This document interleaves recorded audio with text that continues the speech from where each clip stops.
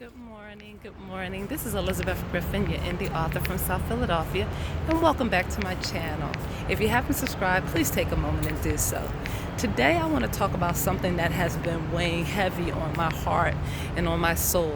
I've been talking to male members of my family about the rioting in Philadelphia and just getting their take on what's going on and how they feel.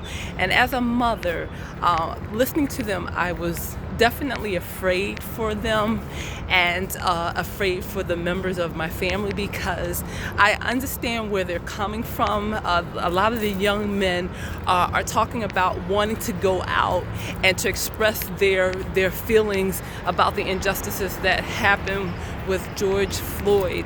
And I understand that, and as much as a woman can, as much as a mother can, as much as an adult female in my family can, but there is I think a certain level of rage and a certain level of just injustice that they feel and see, and they want to go out there and they want to protest and let people know that this can't happen in our country, that we can't allow this type of atrocity to happen because it seems to be happening again and again and again. And as I mentioned in yesterday's video about Rodney King and what happened in that situation and how it just the country just seemed to be in an uproar with the rioting, and it seems like with this particular situation it is escalating.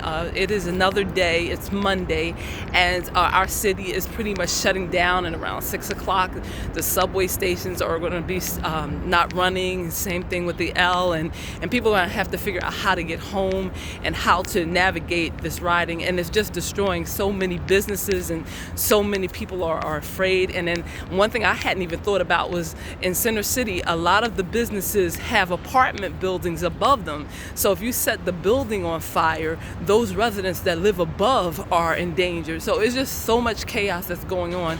And I just wanted to warn my family members and young men and women and those people that really want to make a difference and really want to express this injustice to be mindful and to be careful.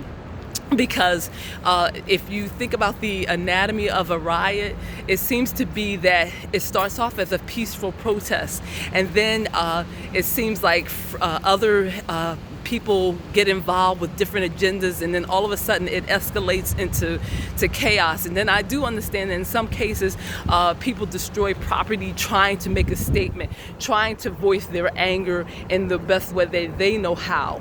But then there are others that take advantage of the situation, and it just escalates, and there's loss of property, loss of life.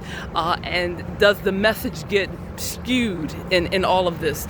Does onlookers look at this situation and think, oh, they're just using this as an excuse to riot?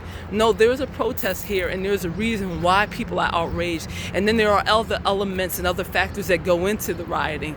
So as a mother, my advice would be to look at your platform. Is this your platform to go out and to protest? Look at your agenda. Look at the long term. Are you willing to risk your future? Are you willing to risk being in prison? Are you willing to risk your life for this particular cause? Or is there another way that you can express your feelings of injustice? Is there another way, either whether going to school to become a lawyer or a doctor, or whether getting in the justice system or the police force? What are your other options? And I guess the biggest thing is, don't let your emotions carry you away and make you do rash actions or make rash decisions that you hadn't fully thought out. If this is your platform to go out and to protest this injustice, understand what you're getting yourself into. Understand the long-term effects that this could happen. Think about the good that can come out of it. Think about the negative that can come out. Think about how the cops will approach you when they see you as a young black man or a young black woman trying to express what you feel. Wonder and consider how they view you. Do they view you as an enemy? Do they view you as someone that they can just take down and they have a right to do because of rioting? So just think about the situations you place yourself in. Think about the times that you're participating in some of these events, and just God be with you. God be with you, and bless our country, and watch out for our country and our nation, because this is a problem. And as I talked to family members, they were like, this has been going on, and it's been going on. The police violence has been going on, and nothing's changed. The protests that have been going on, but nothing's changed. And we as young people have to do something. So I understand that energy, and I understand that anger, and I understand that outrage. But please protect yourself. Please do it in a way that you don't jeopardize your life or put your family at risk, meaning if you get caught up in the system, then your family members are going to be the ones that are trying to get you out. And yes, I think about Martin Luther King, and I think about him going to jail, and the fact that he had a platform and he had people behind him, so that when he was in prison, there was a whole world watching. You know, if you have a platform and if you have something that you want to say, make sure you have people behind you, and you do have a strong platform that they can help you get out of some of these situations.